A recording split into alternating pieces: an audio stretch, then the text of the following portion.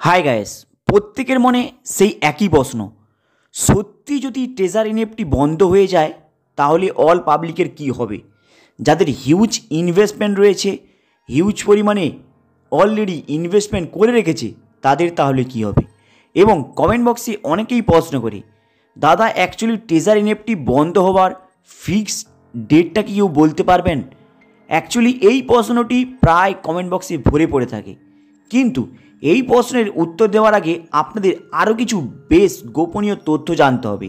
কারণ আপনারা অনেক ভিডিও দেখছেন, সেখানে বেশ বিদঘুটি প্রশ্ন এবং অনেক রকমের ডিফিকাল্ট কিছু আপনাদেরকে বলে কনফিউজ করে দিচ্ছে, আপনারা ঠিক করতে পারছেন না অ্যাকচুয়ালি কোন বিষয়টি সত্যি কোনটা মিথ্যে।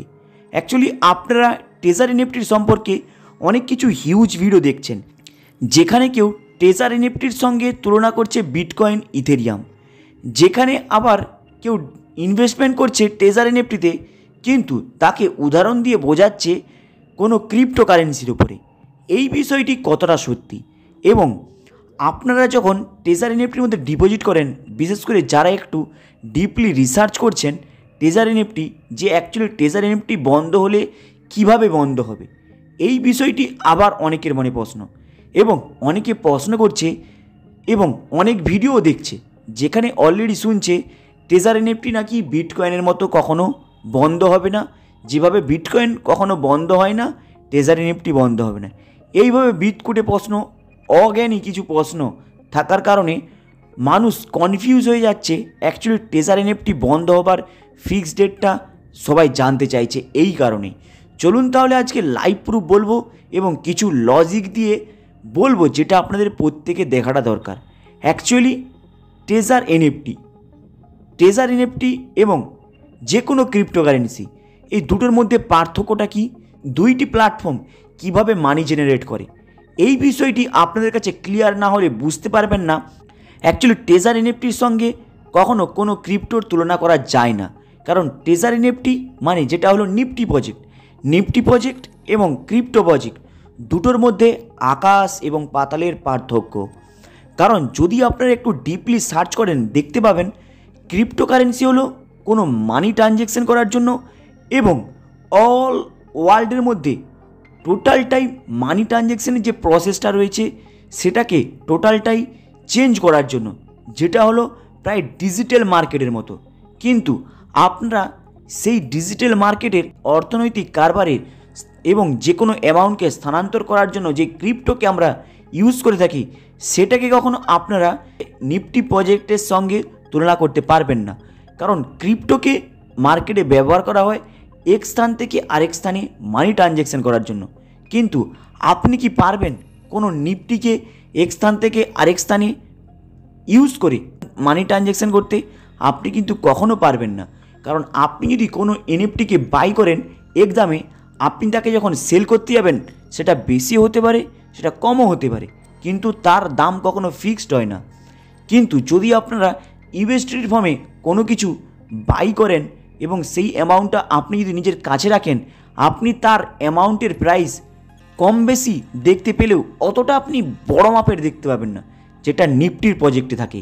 তাই যারা অগাট বগাটের মতো প্রশ্ন করে, এবং কিছু ভিডিও হয়তো দেখেছেন যেখানে অনেকে বিটকয়েনের সঙ্গে তুলনা করছে এনএফটি প্রজেক্টকে। এনএফটি প্রজেক্ট মানে ভেবে নেবেন এটা হলো একটি আর্ট, এটা হলো একটি পিকচার, যার ফটোকে আপনি কেন বড় বড় ইন্টারন্যাশনাল মার্কেটে শখের জন্য তারা যেই সব পিকচার কিনে থাকে, বড় বড় যারা ব্যক্তি রয়েছে, বড় বড় যারা বিলিনিয়ার রয়েছে, তারা যখন তাদের শখের জন্য যেই সব পিকচারগুলোকে কেনে হিউজ অ্যামাউন্ট দিয়ে, এটাই হলো নিফটি। আর ক্রিপ্টো প্রজেক্ট মানে টোটালটাই ডিফারেন্ট। ক্রিপ্টো প্রজেক্ট হলো যে কোনো জায়গায় মানি ট্রানজ্যাকশন করার জন্য আমরা ক্রিপ্টোকে ইউজ করি, কিন্তু যেটা এনএফটি হলো সেটা আমরা শখের জন্য পালন করি, যে কোনো আর্টকে কিনে বাড়িতে সাজানোর জন্য, শোরুমে, শপিং মলে, কোনো গেস্ট হাউসে, বড় রকমের জায়গায় সাজানোর জন্য এইসব আর্টকে আমরা ইউজ করে থাকি।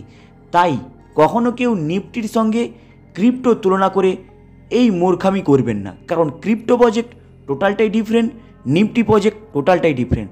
তাই হয়তো আপনাকে বলবে যে ক্রিপ্টো প্রজেক্ট যেমন বন্ধ হচ্ছে না, এনএফটি প্রজেক্ট বন্ধ হয় না, কিন্তু মাথায় রাখবেন ক্রিপ্টো প্রজেক্ট কখনো এমএলএম কোম্পানি চললেও সেই এমএলএম কোম্পানি বেশি দিন টেকে না, কিন্তু ক্রিপ্টো মার্কেটে আজীবন থেকে যায়, কারণ এটা হলো ডিজিটাল মার্কেট। কিন্তু যদি আপনারা এই ডিজিটাল মার্কেটটাকে আবার এনএফটি মার্কেটের সঙ্গে তুলনা করেন, তাহলে কিন্তু এই ভুলটা করবেন না। কারণ এনএফটি প্রজেক্টটাই টোটালটাই হলো একটি আর্ট, যেটা আমরা এবং যেসব শকিংদার মানুষ রয়েছে, বড় বড় বিলিনিয়ার রয়েছে, তারা এই আর্টটাকে কেনে হিউজ প্রাইসে। সেই প্রাইস থেকে কোনো কোম্পানি আপনাদেরকে ইন্টারেস্ট দেয়। তাই এটা ভাববেন না যে এনএফটি প্রজেক্ট আপনাদেরকে অ্যামাউন্ট দিচ্ছে মানে আপনারা সেই অ্যামাউন্টটাকে এনি টাইম ইন্টারেস্ট পেতে থাকবেন। কারণ এনএফটি প্রজেক্ট টোটালটাই এই মুহূর্তে যেটা চলছে টেজার এনএফটির মধ্যে, টোটালটাই হলো একটি এমএলএমের থ্রুতে চলছে। কারণ একটি কমন জিনিস দিয়ে ভাববেন, কোনো কোম্পানি কখনো কোনো জায়গায় মেনশন করে না যে 100% গ্যারেন্টি দিয়ে আপনাদেরকে প্রায় 2 মাস টাইম লাগবে না অ্যামাউন্টটা রিটার্ন করবে। কারণ যেই সব কোম্পানি এইভাবে পলিসি বেচে, তার মানে ভেবে নেবেন সেটা হলো এমএলএম প্রজেক্ট।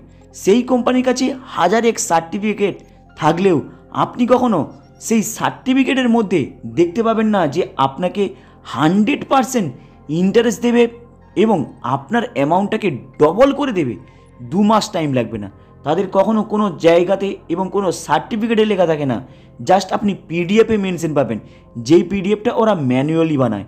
কিন্তু যেই সব কোম্পানি বলে যে আমাদের সার্টিফিকেট রয়েছে আপনাদেরকে এতটা ইন্টারেস্ট দেওয়ার জন্য, আপনি জাস্ট একটু খোঁজ নিয়ে দেখবেন, সেই সার্টিফিকেটের মধ্যে লেখা থাকবে আরেক, আপনি দেখবেন আরেক এবং আপনাকে বোঝাবে আরেক। এটাই হলো এনএফটি প্রজেক্টে এইভাবে কাজ চলে। তাই এনএফটি প্রজেক্টটা হলো রিয়েল, কিন্তু তাকে কাজে লাগিয়ে কোনো কোম্পানি যদি বলে 1-1.5 মাসের মধ্যে অ্যামাউন্ট ডবল, সেটা কিন্তু কখনো সম্ভব নয়। কারণ এখানেই হলো আসল প্রশ্ন উঠে আসে। তাই এনএফটি মার্কেটে যারা এখন ডিপোজিট করছেন, আপনারা কখনো অন্ধের মতো ভাববেন না যে আপনি ডিপোজিট করছেন মানে আপনি 100% সেফটি।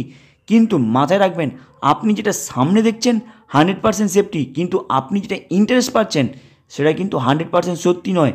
কারণ যখনই আপনাদের মতো কিছু পাবলিক ডিপোজিট করা বন্ধ করে দেবে, ভাববেন আপনাদের মধ্যে ইন্টারেস্ট দেওয়া বন্ধ হয়ে যাবে, স্যালারিটা পাওয়া বন্ধ হয়ে যাবে। তাহলেই আপনি কি বুঝতে পারলেন, যতদিন ক্যাশের ফ্লো আসছে, মানে সাগরে যেমন ঢেউ আসে কিনারাতে, তেমনি যতদিন পর্যন্ত কোম্পানিতে ইনভেস্টমেন্ট আসবে ততদিন পর্যন্ত আপনারা ইন্টারেস্ট পাবেন। যখন এই ইনভেস্টমেন্ট আসা বন্ধ হয়ে যাবে, আপনারা ইন্টারেস্ট পাবেন না। তাহলে আপনারা এ থেকে কী বুঝলেন? এনএফটি প্রজেক্ট সামনে রয়েছে, ব্যাকগ্রাউন্ডে কিন্তু অন্য কিছু চলছে। এটাই হচ্ছে রিয়েলিটি। তাই যারা ডিপোজিট করছেন সেই সব প্ল্যানিং নিয়ে ডিপোজিট করবেন, যেখানে আপনাদের অ্যামাউন্টটা হারানোর মতো ক্ষমতাটা থাকবে। তাহলে এমন অন্ধের মতো ডিপোজিট করবেন না যে এনএফটিতে আজকে এত হিউজ পরিমাণে কামিয়েছে মানে আপনিও হিউজ পরিমাণে কামিয়ে নেবেন। হাই গাইস, আপনাদের এই আপডেটটা কেমন লাগলো? লাইক অ্যান্ড সাবস্ক্রাইব করে দেবেন এবং ফিউচারে আরও অনেক কিছু ভিডিও আসবে এর সম্পর্কে কিছু তথ্য নিয়ে। চলুন দেখা হবে আবার নেক্সট ভিডিওতে। চ্যানেলটাকে আপনারা সাবস্ক্রাইব করে দেবেন।